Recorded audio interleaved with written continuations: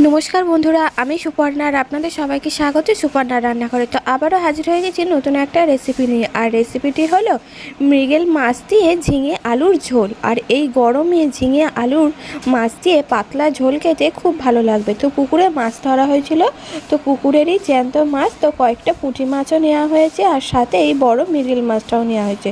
তো মাছগুলো বেছে ধুয়ে পরিষ্কার করে নেওয়া হয়েছে আর মুড়োটা মধ্যেখান দিয়ে দুভাগে ভাগ করে দেওয়া হয়েছে যাতে ভালোভাবে ভাজা হয়। আর মাছটার কিছুটা পরিমাণে ডিমও হয়েছিল। এই সময় মাছেদের পেটে বেশিরভাগ ডিম থাকে।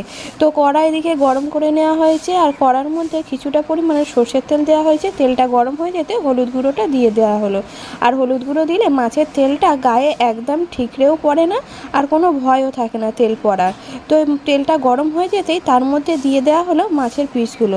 তো এক পিঠ করে ভাজা হয়ে গেছে, তাই আমি অপর পিঠটা উল্টে দিচ্ছি। তো উল্টে পাল্টে লাল লাল করে মাছগুলো ভেজে তুলে নেব।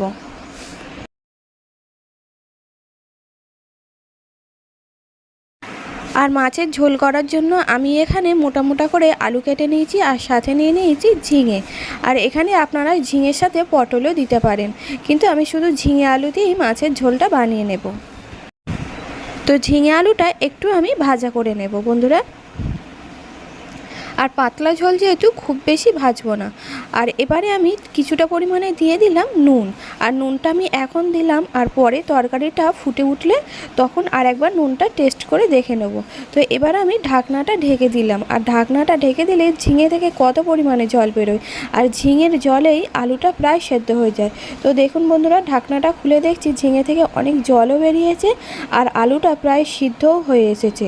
এবার আমি দিয়ে দিচ্ছি বাটা মশলা। তো বাটা মশলার মধ্যে রয়েছে জিরে, সর্ষে আর মরিচ বাটা। আমি কিন্তু কাঁচা লঙ্কা বাটাও দিচ্ছি না। আর এই সময় এই মরিচ বাটার ঝোলও খেলে কিন্তু খুব ভালো লাগবে। এদিকে টেস্টটা হবে তরকারি ঝাল ঝাল, কিন্তু পেটটাও কিন্তু ঠান্ডা রাখবে গোলমরিচ বাটার। তারপরেই দিয়ে দিলাম হলুদ। আর হলুদ দিয়ে মশলাটা আবারও একটুখানি কষিয়ে নিলাম ভালোভাবে।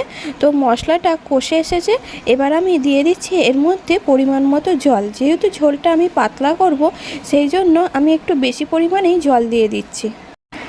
আপনারা আপনাদের প্রয়োজন মতো জলটা দিতে পারেন, তবে ঝিঙের ঝোলটা একটু পাতলা হলেই এই গরমে খেতেও কিন্তু খুব ভালো লাগবে। তো এবার আমি জলের মধ্যে দিয়ে দিচ্ছি আগে থেকে ভেজে রাখা মাছগুলো। যেহেতু ঝিঙে আর আলু একসাথে চাপা দেওয়ার কারণে আলুটা প্রায় সিদ্ধ হয়ে গেছে, তাই আমি মাছগুলো দিয়ে একসাথে ভালোভাবে ফুটিয়ে নেব। আর ফুটে উঠলেই হয়ে যাবে ঝিঙে দিয়ে জ্যান্ত মাছের পাতলা ঝোল।